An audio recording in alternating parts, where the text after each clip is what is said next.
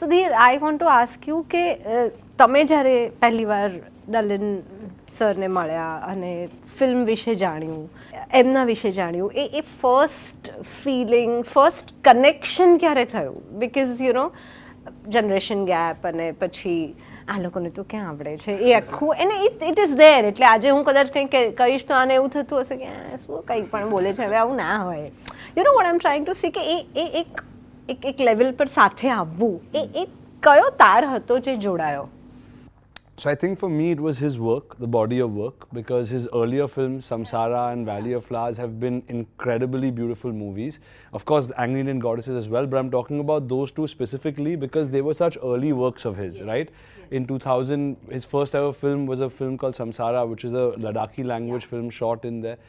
So when I watched Angry Indian Goddesses, that's how I got introduced to the world of Pan Nalin. And then when I met him, I was like blown away because in the first few conversations I realized that he's come from a small little town village in Kathiawad.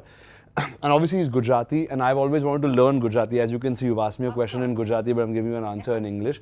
So I wanted to explore my own culture, my own language, my own food. And when he told me his backstory, and I just asked him, you know, how did you become a filmmaker? And he was giving it to me in glimpses, you know, over 3-4 meetings. It's not like he said everything in one go. He's also a great storyteller.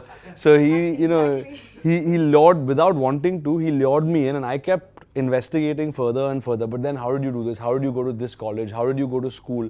So he gave me all the details. And I remember after our meetings, I called him 3-4 days later and I told him, I said, sir, I want your life rights. You know how if you want to make a movie on someone, you have to buy their life rights. I cannot just take it and make a movie.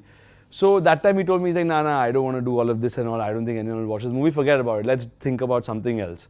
And then 2 years later, we kept meeting, but he called me and he said, I want to make a movie. You know, will you produce it? And will you come on board and help? And I was like, honestly, you can work with any producer in the world that you want to. You have, you know, people all across the world wanting to make your films. But with, why are you coming to me? You know, how is it me? He's like, come, I'll tell you the story. Then you decide whether you want to do it or not. I said, okay.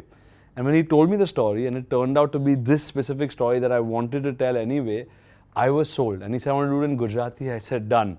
So there was no, I don't think there was any, and across the board, across from day one till today, I think that, look, he's as much a producer as, on the film as I am, you know. So his name carries a lot of weight worldwide.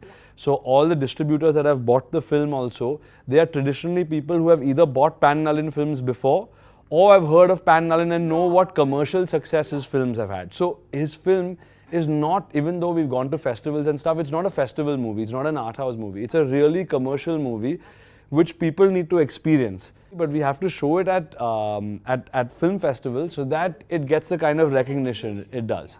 But actually, it's just a movie that I was moved by. You know, the first time he told me the story, emotionally I was set and I knew that I have to be somehow involved, and I was lucky enough that, you know, he picked me as his producer and we got to go on this journey together.